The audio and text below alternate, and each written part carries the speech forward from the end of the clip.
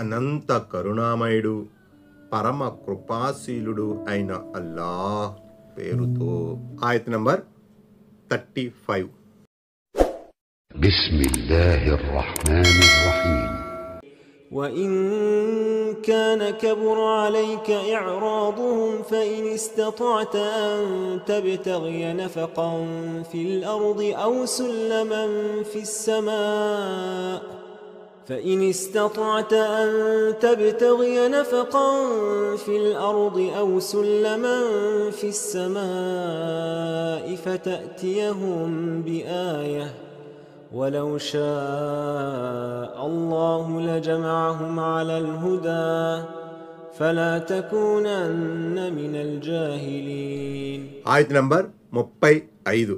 ఒకవేళ వారి వైముఖ్యం ఓ ముహమ్మద్ సల్లల్లాహు అలైహి వసల్లం నీకు సహించరానిదిగా ఉంటే నీవే దానికి ఏదైనా ఉపాయం ఆలోచించు.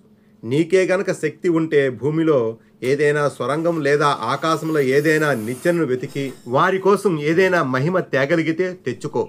43. అవిశ్వాసుల ముష్రికుల ధిక్కార వైఖరికి మహాప్రవక్త సల్లల్లాహు అలైహి వసల్లం మనసు సహజంగానే నొచ్చుకునేది.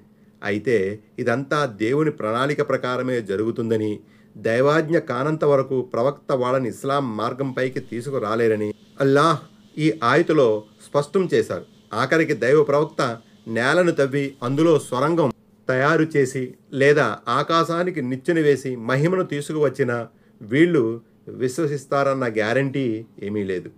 ఇదంతా దేవుని వ్యూహం ప్రకారమే జరుగుతుంది. మానవ మీద ఇందలి మర్మాన్ని తెలుసుకోజాలదు. దేవుడు మనిషికి ఒక్కింత స్వేచ్ఛను ఇచ్చి అతన్ని పరీక్షిస్తున్నాడు.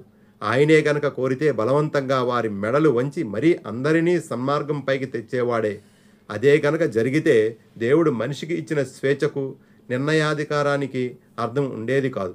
తనకు నచ్చిన దాన్ని ఎంపిక చేసుకునే స్వేచ్ఛ కలిగి ఉండి కూడా మనిషి సన్మార్గాన్ని మనస్ఫూర్తిగా స్వీకరించాలన్నది దేవుని అభిమతం. అల్లాహే కనుక తలుచుకుంటే వారందరినీ సన్మార్గంపై సమీకరించి ఉండేవాడే. కనుక ఓ ప్రవక్త నువ్వు అవివేకుల్లో చేరిపోకు. 44. అంటే ఓ ప్రవక్త నీవు వారి అవిశ్వాసంపై ఎక్కువ విచారపడకు. ఆ వ్యవహారాన్ని దైవానికే వదిలిపెట్టు. అందులోని యుక్తిని పరమార్థాన్ని దేవుడే బాగా ఎరుగు. ఆయత్ నంబర్ 36. إنما يستجيب الذين يسمعون والموتى يبعثهم الله ثم إليه يرجعون. ఆయత్ నంబర్ 36. వినేవారు మాత్రమే సత్యాన్ని స్వీకరిస్తారు. 45. ఈ అవిశ్వాసుల పరిస్థితి మృతుల వంటిది. వారు వినలేరు, కనలేరు, ఆలోచించి అర్థం చేసుకునే శక్తి వారికి ఉండదు. తమకున్న తెలివితేటలన్నీ ఉపయోగించి యోచన చేసే ప్రయత్నం వారు చేయడం లేదు. అందువల్ల వారు కూడా శవాల వంటి వారే. ఇకపోతే మృతుల విషయం అల్లాహ్ వారిని బ్రతికించి లేపుతాడు. తరువాత వారంతా ఆయన వద్దకే మరలించబడతారు. ఆయత్ నంబర్ 37. وقالوا لولا نزل عليه آية من ربه قل إن الله قادر على أن ينزل آية ولكن أكثرهم لا يعلمون. ఆయత్ నంబర్ 37. ఈయన ప్రభువు తరపు నుంచి ఈయనపై ఏదైనా మహిమ ఎందుకు అవతరింపజేయబడలేదు అని వారు అడుగుతున్నారు.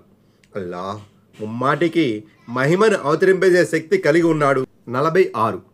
అంటే వారు విశ్వసించటం తప్ప మరో మార్గము లేని సూచనను లేక మహిమను దేవుడు అవతరింపజేయడం అన్నది ఆయనకు ఏమాత్రమూ కష్టతరము కాదు. ఉదాహరణకు దైవదూతను తెచ్చి వారి కళ్ళ ముందు ప్రత్యక్షపరచడం, పర్వతాన్ని పైకి ఎత్తడం సంభవమే.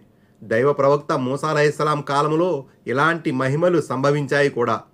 ఇలాంటి అద్భుతాల ద్వారా మనుషుల మనసులను ఆకట్టుకుని వారందరినీ ఒకే త్రాటిపై నడిపించగల శక్తి అల్లాహకు ఉంది. అయితే ఇలాంటి చమత్కారాలు జరిగిన నాడు మనిషిని పరీక్షించడంలో అర్థమే ఉండదు. ఒకవేళ చమత్కారాలు చూపబడిన తరువాత కూడా వారు విశ్వసించడానికి నిరాకరిస్తే వారిపై దైవాగ్రహం విరుచుకుపడుతుంది. వెంటనే వారు ప్రపంచంలోనే కఠినంగా శిక్షించబడతారు. కాబట్టి మహిమలు చమత్కారాలు చూపకుండా ఉండడంలోనే మానవాళి శ్రేయం ఇమిడి ఉందని దీని ద్వారా అవగతమవుతుంది. ప్రతి పని వెనుక దేవుని యుక్తి పరమార్థం తప్పక ఉంటుంది అని ఓ ప్రవక్త వారికి చెప్పు. అయితే వారిలో అధికులకు తెలియదు. 47 అంటే వారు దైవాజ్ఞలలోనే మర్మాన్ని యుక్తిని పూర్తిగా బేరీజు వేయలేరు.